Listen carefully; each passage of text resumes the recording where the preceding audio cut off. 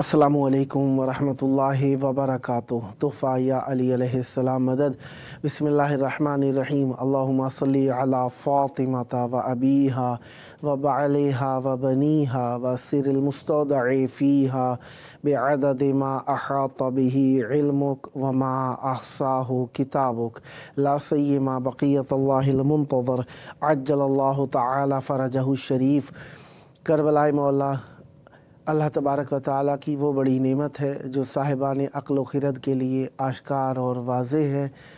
Karbala से हम नूर हासिल करते हैं, नूर मार्फत, नूर अक़्ल, नूर शऊर हासिल करते हैं। करबला हम सबको हिदायत करती है। करबला मौला में मौजूद आप सबके लिए दुआ गो हैं।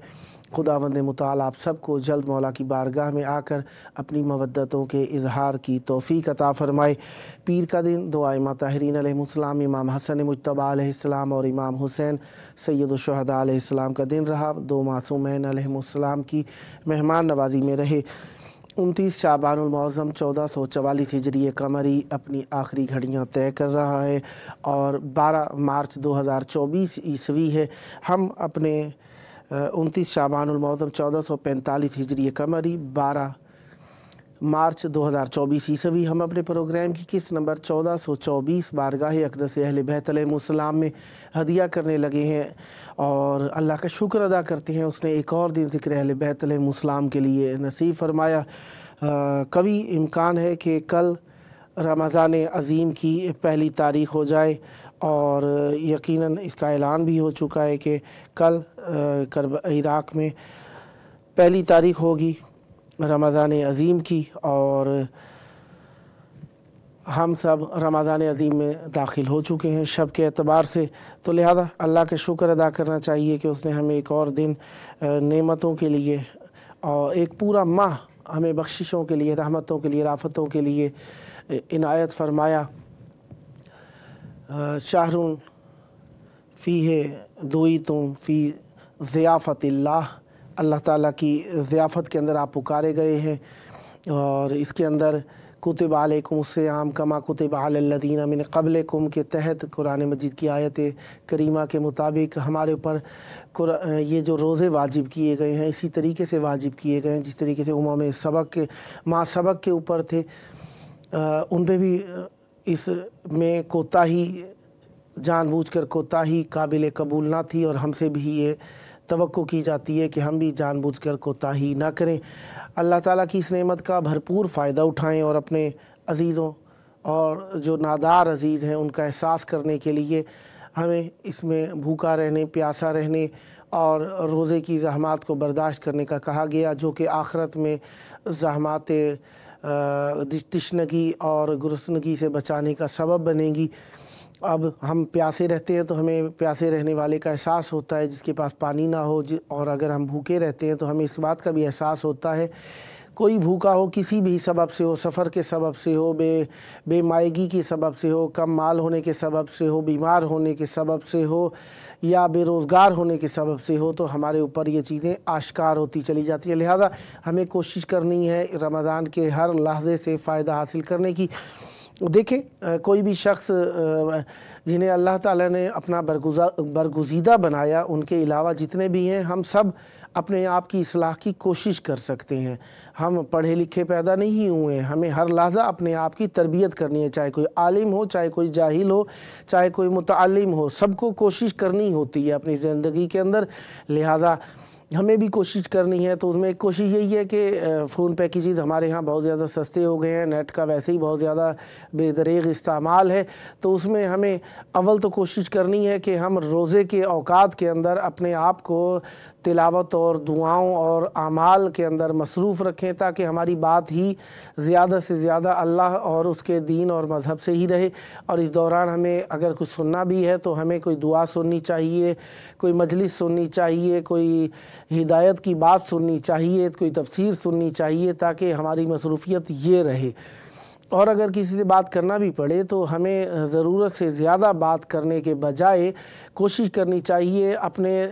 مذہب سے متعلقہ باتیں آپس میں کریں، تاکہ ہمارا وقت اور یہ بات کرنے کا وقت جو ہے عبادت میں شمار ہو۔ رمضان میں جب ایک آیت کا ثواب قرآن مجید پورا پڑھنے کے برابر پہنچ جاتا ہے، تو جب ہم آپس میں باتیں کریں گے تو ہمارے یہ ثواب بھی بڑھ جائیں گے۔ آج ہمارے ساتھ مولا کا ذکر کرنے کے لیے موجود رہیں گے انشاءاللہ سہرا خان اہل بیت علیہ السلام کامران عباس بلوچ صاحب لاہور پاکستان سے، اور نوحہ خان جناب ذیشان حیدر کربلائی صاحب اسلام آباد پاکستان سے۔ اس وقت ہمارے ساتھ موجود ہیں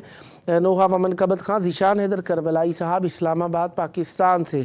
السلام علیکم جناب ذیشان صاحب، میری آواز سماعت فرما رہے ہیں؟ السلام علیکم۔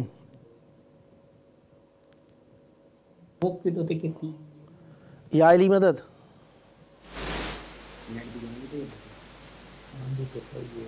آپ جناب ذیشان حیدر صاحب السلام علیکم۔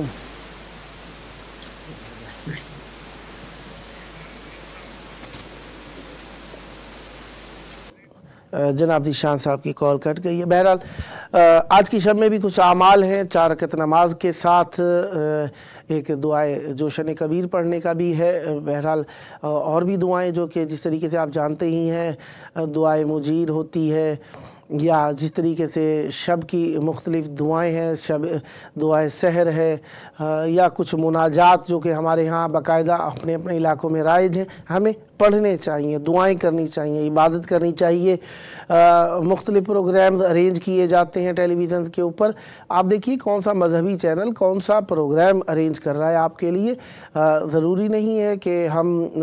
ہر پروگرام جو رمضان کے حوالے سے ارینج کیا جائے وہ مذہبی ہی ہو۔ اگر مذہب اہل بیت علیہ السلام سے موافق ہے تو ہمیں دیکھنا چاہیے اور اس سے کچھ حاصل کرنا چاہیے۔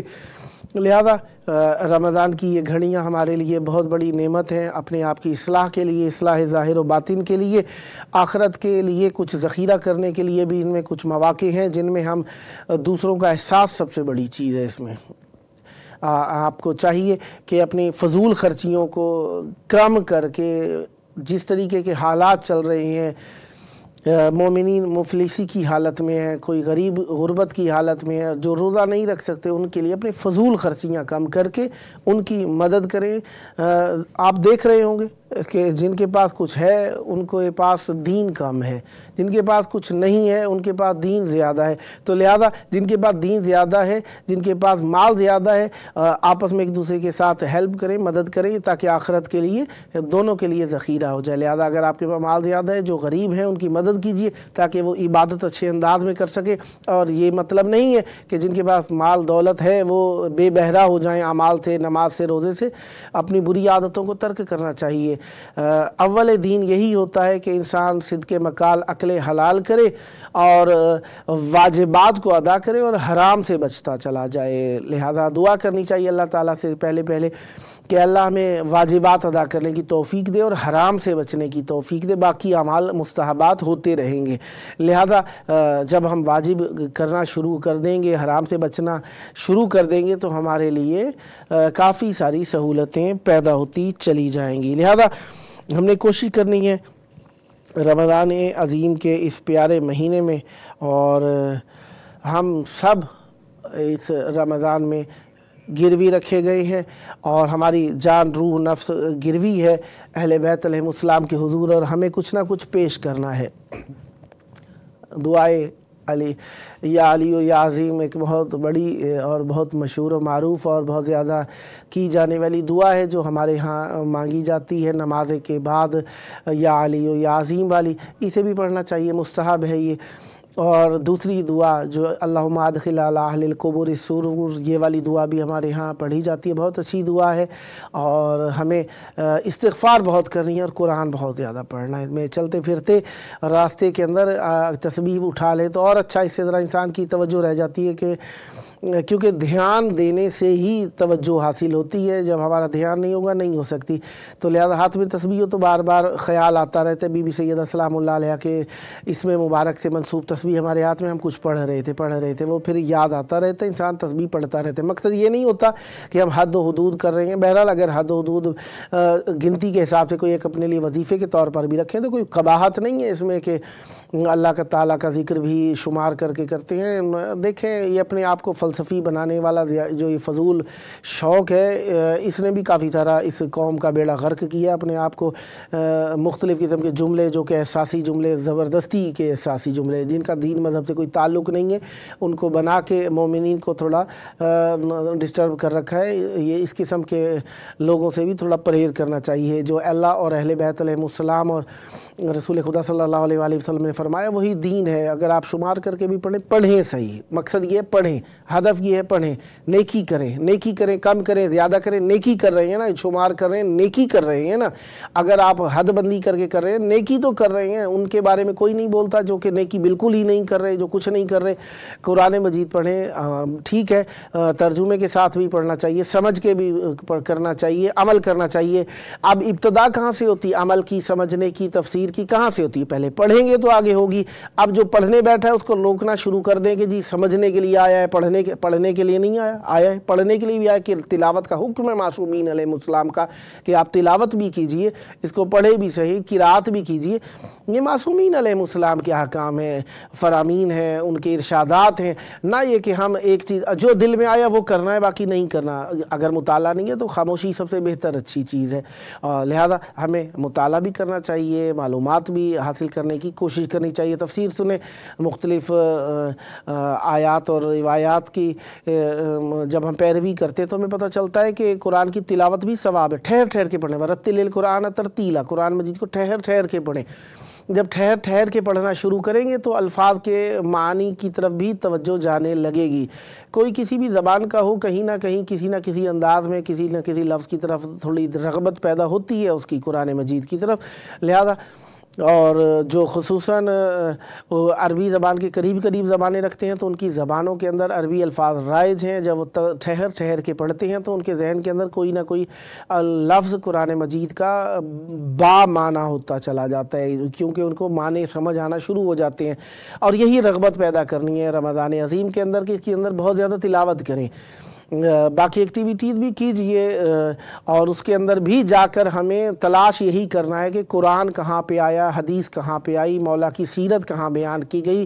نتیجہ کہاں پہ نکلا اس کا، اور ہمارے لیے دنیا میں اس کے فوائد کیا بتائے گئے، آخرت میں کیا فوائد بتائے گئے، اہل بیت علیہ السلام کی معرفت کو کس انداز میں بیان کیا گیا، اہل بیت علیہ السلام کے کردار کو کس طریقے سے بیان کیا گیا، اور ہمیں اس پر کیسے عمل کرنا چاہیے۔ ان سب چیزوں کو ہمیں سوچ سمجھ کے کہیں پہ بھی جائیں، کسی کو بھی سنیں، یہ باتیں ہمیں تلاش کرنی چاہیے۔ اور ہمیں اہل بیت علیہ السلام کی سیرت بیان ہی اس لیے کی جاتی ہے کہ اگر ان کی جنگ بیان کی جاتی ہے تو اسی لیے بیان کی جاتی ہے کہ ہم جب مذہب کے اوپر بات آئے تو ہم اللہ اور اس کے رسول اور اہل بیت علیہ السلام کے حکم جب ہمیں ملے، کیونکہ مذہب اہل بیت علیہ السلام کے اندر دو قسم کے جہاد ہیں۔ ہر عاقل اس بات کا قائل ہے کہ جہاد باللسان ہوتا ہے اور ایک جہاد بالسیف ہوا کرتا ہے۔ جہاد باللسان ہر شخص کے اوپر واجب ہے، مذہب کا دفاع، اور جہاد بالسیف جو ہے وہ معصوم علیہ السلام کے حکم کے مطابق ہو سکتا ہے، لہذا ہم جہاد بالسیف اس وقت کر سکتے ہیں جب مولا ہمیں حکم اور امر فرمائے۔ دفاع کرنا ہر شخص کے لیے لازم ہے، وہ تو چاہے مسلمان ہو کافر ہو، ہر شخص کا حق ہے کہ وہ اپنے بدن کا دفاع کرے، اپنے مال کا، اپنی جان کا دفاع کرے، نہ یہ کہ دوسرے کے مال مقام پہ غاصب ہو کے بیٹھ جائے اور پھر اس کی حفاظت کرنے لگے اور اسے کہا جائے کہ یہ اپنی جان وجود کا دفاع کر رہا ہے۔ یہ چیز نہیں ہے، یہ تو بلکہ الٹا ظلم بالائے ظلم ہے۔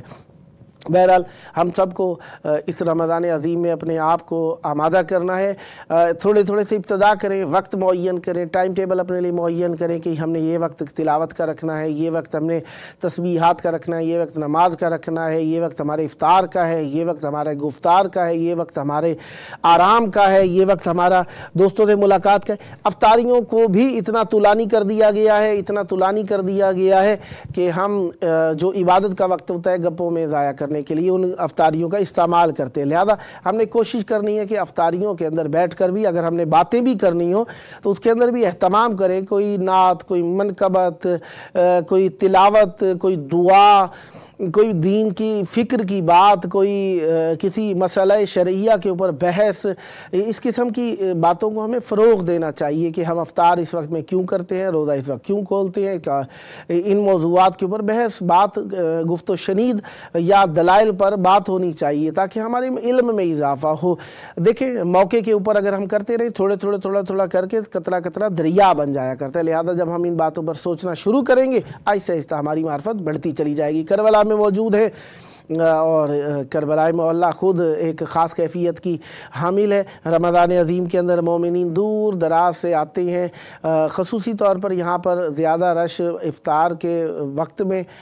دیکھنے کو آتا ہے، یا 19 21 23 جو شبہ قدر ہوتی ہیں ان میں دیکھنے کو آتا ہے۔ آخر رمضان کے اندر ویسے ہی چھٹیاں ہو جاتی ہیں تو لوگ زیادہ آنے لگتے ہیں،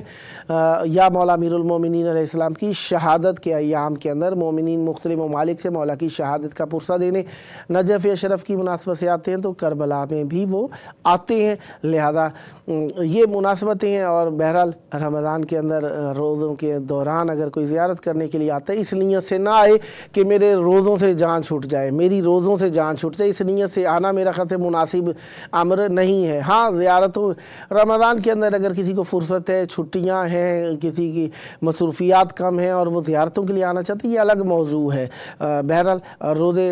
جان سے نہیں اترتے، یہ واجب ہے، نماز کی طرح سے واجب ہے، حج کی طرح سے واجب ہے، زکوٰۃ کی طرح سے واجب ہے، ان کا ادا کرنا لازمی ہے۔ اگر موقع پر نہیں رکھ سکتے بعد میں قضا رکھیں گے۔ اور بہرحال جو شخص 10 دن کا قصد کر کے کسی دوسری جگہ پر بھی جائے تو جس جگہ پر رہے گا وہاں سے 10 دن حد ترخص سے باہر نہ نکلے تو اس کے اوپر روزہ کامل رہے گا۔ مثلا کربلا آتا ہے، 10 دن قیام کا ارادہ رکھتا ہے تو اسے وہ مسیب جا کے اگر واپس آتا ہے ان 10 دن کے دوران تو لہذا اس کا روزہ دوبارہ قصر ہو جائے گا جب وہ واپس لوٹے گا، یا تو دوبارہ 10 دن کا قصد کرے، ورنہ اگر وہ یا پھر وہ 10 دن کربلا سے باہر نہ جائے، اتنے حد ترخص کی حد جو ہے اس سے باہر نہ نکلے، تب اس کا روزہ صحیح رہے گا۔ بہرحال جو کثیر السفر ہیں ان کے اوپر بھی روزہ لازمی ہے، جو مہینے میں 10 دن سفر میں رہتے ہیں۔ 10 دن سفر سے مراد یہ ہے کہ وہ 10 دن حد ترخص جتنا سفر بھی کر لیتے ہیں تو ان کے اوپر روزہ واجب ہوگا، چاہے وہ زیارات پر آئے ہوں یا کسی دوسرے شہر کے اندر ہوں۔ اگر کسی کے اوپر روزہ واجب نہیں ہے، مثلا وہ کثیر السفر بھی نہیں ہے لہذا اس کے اوپر روزہ نہیں ہے، یا وہ مریض ہے تب بھی اس کے اوپر روزہ نہیں ہے، یا وہ اتنی عمر کو پہنچ گئے برداشت نہیں کر سکتا، اس کے اوپر بھی روزہ نہیں ہے، یا کوئی ایسا شخص ہے جو کہ عارضی طور پر کوئی دوا ایسی لے رہا ہے جو اس کا چھوڑنا مجبوری ہے کہ نہیں چھوڑ سکتا اور وہ حلق کے ذریعے سے اس کے منہ میں جاتی ہے، تو لہذا اس کے لیے بھی روزہ نہیں ہوگا، لیکن وہ بعد میں ادا کرے گا جب اسے صحت افاقہ ہو جائے، سفر سے واپس آ جائے تو اسے قضا روزے رکھنے پڑیں گے۔ اور جس شخص کے اوپر روزہ نہ ہو، یہ حکم نہیں ہے کہ روزہ نہیں ہے تو چوراہے میں بیٹھ کر دانتوں سے توڑ کے ہم برگر کھانا شروع کر دیں، یہ حکم نہیں ہے، یہ توہین رمضان شمار ہوتا ہے۔ اگر کوئی مجبور ہے روزہ نہیں رکھ سکتا تو اس کے لیے حکم کیا ہے؟ اس کے لیے حکم یہ ہے کہ وہ ایسی جگہ پر بیٹھ کر کھائے جہاں پر کسی کو نظر نہ آئے، چھپ کر احترام رمضان کا خیال رکھے۔ احترام رمضان کے حضر کرنے کا سبب بنتا ہے، احترام رمضان کے ضائع کرنے کا سبب بنتا ہے تو اس کے اوپر شاید کفارہ بھی واجب ہو جاتا ہے بعض اوقات میں۔ لہذا ہمیں بے راہ روی کو بڑھانے کے بجائے اپنے دین کی پاسداری کرنی ہے۔ اسی وجہ سے کچھ مختلف ممالک میں تو جرمانے بھی ہوتے ہیں، کوئی بازار کے اندر سر عام کھا رہا ہو تو اس کے اوپر جرمانہ کر دیا جاتا ہے کہ تم کیوں توہین رمضان کر رہے ہو۔ لہذا اللہ تعالیٰ توفیق دے ہر کسی کو جو واجبات کا خیال رکھتے ہیں، انہیں دوسروں کے حرام اور حلال کا بھی خیال رکھنے کی توفیق ہو جائے، اللہ کرے۔ لہذا انسان کو ایک دوسرے کے حقوق کا خیال رکھنا ہے۔ اسی وجہ سے شاید بازار میں کھانا مکروہ ترین قرار دیا گیا ہے رمضان عظیم میں، تاکہ ہو سکتا ہے کسی کے پاس نہ ہو اور اس نے بھوکے روزہ رکھا ہو، یا وہ چیز آپ کھا رہے ہوں جو کہ اس کو میسر نہ آئی ہو، یا یہ بھی ہو سکتا ہے کہ آپ اس کو ہر چیز میسر ہو لیکن روزے کی حالت میں دیکھنے سے وہ برداشت اس کی تھوڑی کم آ جائے، اس کے اوپر تھوڑا مناسب اثر نہ پڑے، اس وجہ سے بھی شاید ہو سکتا ہے۔ لہذا اول تو کوشش کرنی چاہیے ہم کہیں پر ایسی جگہ کا سفر نہ کریں جہاں پہ ہمارا روزے قضا ہو جائیں یا قصر ہو جائیں، اگر مجبوری ہو یا کچھ فضیلتیں حاصل کرنے کے لیے کہیں جانا بھی پڑ جائے تو ہمیں بعد میں روزے رکھنے ہیں۔ اور رہی بات اور احکام کی، تو کافی سارے احکام ہیں رمضان عظیم کے اندر کہ اس میں روزہ رکھنا ہے، اور دعاؤں کے اوپر دعاؤں کو بہت زیادہ مانگنا ہے، بہت دعائیں مانگنی ہیں، اور دعائے سحر ہے، دعائے مجیر ہے، دعائے جشن کبیر ہے، یا شب کے سے متعلقہ اور بھی دعائیں ہیں۔ یہ ساری دعاؤں کو کوشش کریں ہم خود پڑھیں، اور اگر کسی جگہ چلا بھی لیتے ہیں تو توجہ کے ساتھ سنیں بھی۔ صحیح یہ نہیں ہے کہ آواز آ رہی ہے اور آپ کو پتہ نہ ہو کہاں پہنچ گئے اور کیا پڑھ لیا۔ یہ تو پھر صرف اور صرف شاید مناسب نہ ہو کہ کہوں کہ خام خیالی ہے، لیکن ہو سکتا ہے کہیں پہ آپ کو ثواب بھی اس کا پہنچ جائے، کوئی دوسرا آپ کے چلانے کے سبب سے سن رہا ہو، لیکن مقصد یہ ہونا چاہیے جب ہم نے چلایا ہے تو خود بھی سنیں۔ بہرحال ہمیں کوشش کرنی ہے رمضان عظیم کے اندر، شاید دوستان کی کالز نہیں مل سکیں اور کوئی مجبوری ہو بن گئی ہے، دوستان کی طرف سے کال ملائی گئی تھی اور اٹینڈ نہیں ہوئی ہے۔ بہرحال آج بھی رمضان عظیم کی شب اول ہے، لہذا شب بیداری کرنا بھی ہے۔ شب بیداری اور اپنی ذات کی طرف عبادت کو محدود کرنے کے بجائے ہمیں دوسروں تک بھی عبادت کو پہنچانے کا اہتمام کرنا ہے آج کی شب کے اندر، جس کے اندر سے حضور قلب جو ہے نماز کے اندر ضروری رہے گا، اور حضور فکر و شعور قرآن کی تلاوت کے وقت ضروری رہے گا۔ لہذا ہم نے ان سب کے اوپر کوشش کرنی ہے اور ان کے اوپر عمل کرتے رہنا ہے۔ شب اول کے اعمال جو ہیں اس میں زیارت امام حسین علیہ السلام بھی ہے۔ معصوم علیہ السلام فرماتے ہیں کہ جو شخص زیارت کرے گا قبر ان یزور قبر الحسین علیہ السلام لتذہب عنہ ذنوبہ ویکون لہ ثواب الحجاج والمعتمرین فی تلک السنہ، جو شخص آج کی رات کے اندر زیارت امام حسین علیہ السلام کرے گا اس کو ایسا ثواب ہے جیسے کہ اس سال حج کیا ہو اس نے، اور اس سال میں جتنے لوگوں نے عمرہ کیا یہ ثواب اس کو پہنچے گا۔ لہذا میں زیارت کرنی ہے۔ اور آج کی شب کے اندر ایک اور عمل جو ہے وہ یہ بھی ہے کہ غسل کرنا ہے اول لیلہ کے اندر، اور تاکہ وہ آئندہ سال تک اپنے گناہ اس کے وہ خارش نہ ہو۔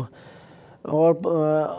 نہر جاری کے اندر جاری پانی، دیکھیں آج کل جو ہم گھروں میں پانی استعمال کریں گے بڑے بڑے ٹینکس ہوتے ہیں، کہیں کہیں پہ تو ڈائریکٹ باقاعدہ بڑے ٹینک سے بھی پانی آ رہا ہوتا ہے، کچھ علاقوں میں زمین سے لیا جاتا ہے پانی، تو وہ بھی نہر جاری کے حکم میں ہی آ جائے گا۔ تین مٹھی پانی اپنے سر کے اوپر ڈالے گا تاکہ اس کی طہارت معنوی ہو جائے اگلے سال تک کے لیے۔ لہذا ان کو ہمیں کوشش کرنی ہے۔ اور یہ مستحبات ہیں آج کی رات کے،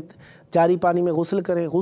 جاری پانی میں غسل کریں، 3 مٹھی پانی سر کے، 3 چلو پانی اپنے سر کے اوپر ڈالیں۔ بہرحال مختلف زبانیں بولتے رہنے سے اپنی زبان بولتی چلی جاتی ہے۔ بہرحال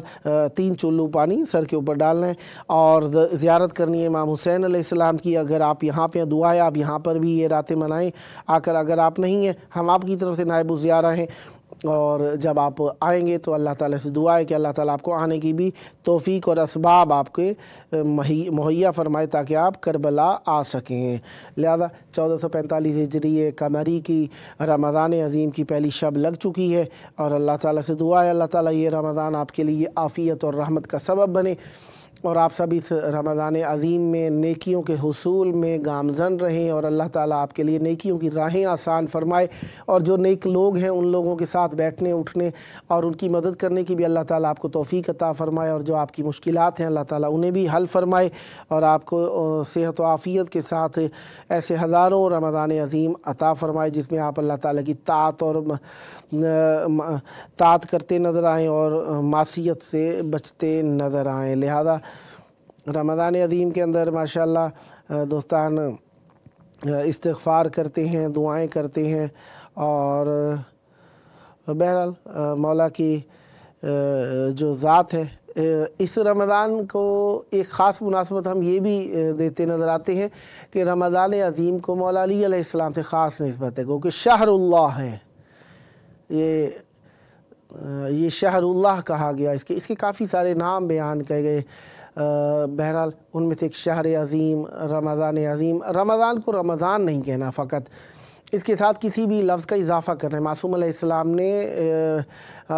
حرام کی حد تک فرمایا ہے کہ فقط رمضان کو رمضان کہا جائے، رمضان عظیم کہہ کر پکاریں، رمضان کریم کہہ کر پکاریں، رمضان شریف کہہ کے پکاریں، شہر اللہ کہہ کر پکاریں، ماہ رمضان کہہ کر پکاریں، رمضان کا مہینہ کہہ کر پکاریں، اس کے ساتھ کسی چیز کو اضافہ ضرور کریں۔ اگر فقط آپ رمضان کہہ کر پکارتے ہیں اس کا مطلب اللہ تعالیٰ ہوتا ہے، اللہ کا ایک نام ہے رمضان۔ بہرحال ہمیں اس چیز کا بھی دھیان رکھنا ہے اس دوران میں، اور کوشش ایک اور بات کی بھی کرنی ہے کہ ہم اس مہینے کے اندر رمضان کے احکام سے متعلق، رمضان عظیم کے احکام سے متعلقہ کتب کو بھی مطالعہ کریں، دعاؤں کا بھی مطالعہ کریں، اور ترجمے کے ساتھ پڑھنے کی کوشش کریں، سمجھنے کی کوشش کریں، اور تاکہ ہمیں معلوم ہو کہ ہم پڑھ کیا رہے ہیں، تاکہ وہ لوگ جو کہ ترجمے کے ساتھ نہیں پڑھتے انہیں ٹوکتے ہیں اور مطلقاً پڑھنے سے ہی منع کرنے کا پر ان کا اصرار ہوتا ہے کہ بالکل ہی نہ پڑھو اگر سمجھ نہیں آ رہی۔ نہیں، ایسا نہیں ہے، بالکل سمجھ نہیں آ رہی تو پڑھنے کا منع نہیں ہے آپ کو، بلکہ مزید پیش قدمی کرنی ہے، پیش رفت کرنی ہے، ترقی کرنی ہے کہ آپ ترجمے کی طرف بھی مائل ہو جائیں۔ لہذا رمضان عظیم اللہ تعالیٰ کی نعمتوں کا مہینہ اور برکتوں کا مہینہ جو ہمیں پکار رہا ہے اپنے طرف، ہم اس کے اندر پکارے گئے ہیں نعمتوں کی طرف، رحمتوں کی طرف۔ بہرحال دوستان آج شرکت نہیں کر سکے، نیٹ کا پرابلم رہا ہے شاید، اور بہرحال اللہ تعالیٰ ہم سب کے اوپر رحمت برکت نازل فرمائے۔ آستانہ شہ پہ جس کو سر جھکانا آ گیا، آستانہ شہ پہ جس کو سر جھکانا آ گیا، تاج سر خاک منور کو بنانا آ گیا۔ آستانہ شہ پہ جس کو سر جھکانا آ گیا، تاج سر خاک منور کو بنانا آ گیا، سب نقوش ما سوا دل سے مٹانا آ گیا، سب نقوش ما سوا دل سے مٹانا آ گیا، ایک نقش لا الہ آنکھوں میں لانا آ گیا، نعرہائے شوق کے پرچم اڑانا آ گیا، نعرہائے شوق کے پرچم اڑانا آ گیا، یہ علم عباس کو جس کو اٹھانا آ گیا، یہ علم عباس کا جس کو اٹھانا آ گیا، معرفت ام ابیہا کی جو حاصل ہو گئی، معرفت ام ابیہا کی جو حاصل ہو گئی، بس یہ سمجھو ہاتھ کاروں کا خزانہ آ گیا، اصغر معصوم کی مسکان کا دیکھو اثر، اصغر معصوم کی مسکان کا دیکھو اثر، ہم کو ہر مشکل گھڑی میں مسکرانا آ گیا، پشت پر اپنے سجائے خونی پرسے کے نشان، پشت پر اپنے سجائے خونی پرسے کے نشان، ماتمی پہنے لباس فاخرانہ آ گیا، ایک دیا شبیر کے خیمے کا بجھتا دیکھ کر، ایک دیا شبیر کے خیمے کا بجھتا دیکھ کر، آندھیوں کے سامنے شمعیں جلانا آ گیا، نعرہ زن درویش کو دیکھو تو کہہ دو یا علی، نعرہ زن درویش کو دیکھو تو کہہ دو یا علی، لے کے جنت کے مکان بہلول دانا آ گیا، شعر کہہ کر صبت محبوب خدا کی شان میں، شعر کہہ کر صبت محبوب خدا کی شان میں، خلد میں شوذب ہمیں بھی گھر بنانا آ گیا، خلد میں شوذب ہمیں بھی گھر بنانا آ گیا۔ رمضان عظیم پروگرام کا آخری وقت چل رہا ہے، اور آخری وقت کے اندر ایک صدا یہ بھی رہے گی، اپنی سحر اور افطار کے وقت اپنے وقت کے امام کو ضرور یاد کیجئے گا، وہ امام جن کے سبب سے ہم جی رہے ہیں اور ان کا حق ہماری گردنوں پر واجب ہے۔ آئیے شب اول کے لیے دعا کریں مولا کے ظہور کی، اللہم عجل ولیک الفرج۔